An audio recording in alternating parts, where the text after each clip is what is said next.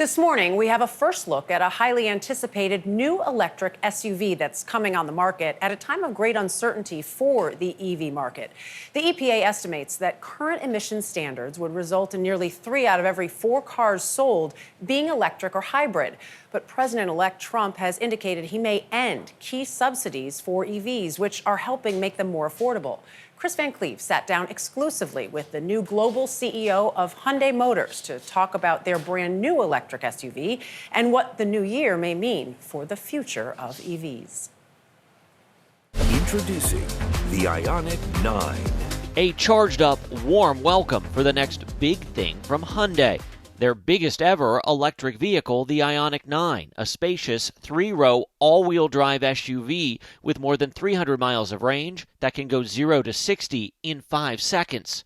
It's built in Georgia. How important is having an SUV for the U.S. market?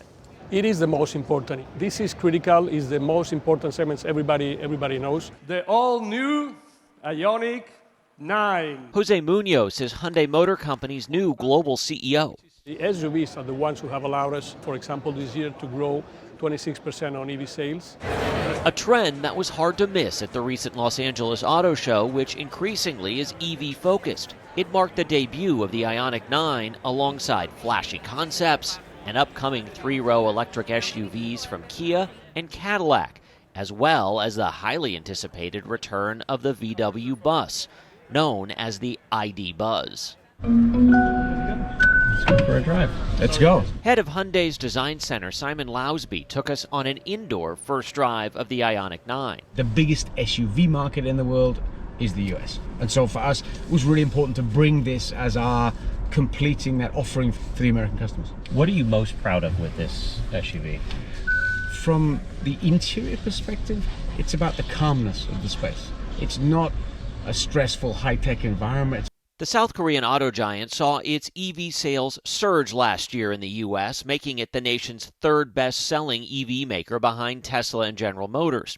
With the help of manufacturer incentives and tax rebates of up to $7,500, EVs now account for nearly 1 in 10 new car sales. But 2025 comes with uncertainty. The pace of EV sales have slowed. President-elect Donald Trump is pledging to roll back emission standards, potentially cut money for building a national charging infrastructure, or end government subsidies for EVs, including those tax rebates, a move supported by Tesla CEO Elon Musk.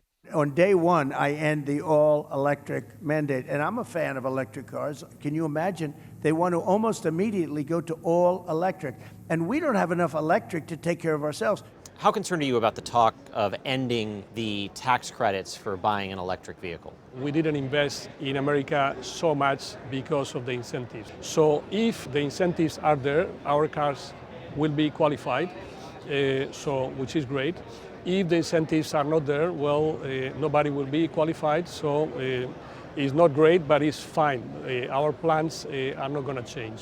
But don't you lose some consumers if they don't get that tax credit? Definitely, I think what we're going to see, if there is no tax credit, probably the EV market will not grow as much as everybody expected. In the long run, we believe the electric vehicle technology is the right technology. 49% of mass-market EV owners selected their vehicle based on tax credits and other incentives, totaling more than $5,100 a vehicle. Just days after the election, automakers sent a letter to Mr. Trump urging stability and predictability while encouraging him to preserve EV incentives. Did it surprise you that EVs have become like a political issue? It did surprise me. I never thought the propulsion system on a vehicle would be. We asked General Motors CEO Mary Barra about the looming uncertainty during a conversation for CBS Sunday Morning in September. GM is betting big on electric vehicles. Our product portfolio planning is longer than a presidential term.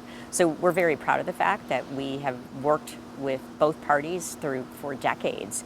Mr. Trump has talked about perhaps ending or tailoring back support for subsidies and charging. Would that create a headwind to EV adoption? We're going to stay focused. I feel we're in a very strong position because we've made the investments to have the platform to be getting to a position where we will get to profitability. And we're not stopping there. We're going to continue to work on taking cost out of the vehicle. We have roadmaps to follow. While the big three U.S. automakers are still working towards break-even EV production, Munoz says Hyundai's EV lines are already profitable, and the company will stick to its plans to offer 21 electric vehicles and 14 hybrids by the end of the decade.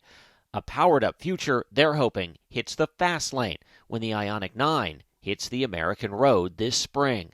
For CBS Saturday Morning, I'm Chris Van Cleve in Los Angeles.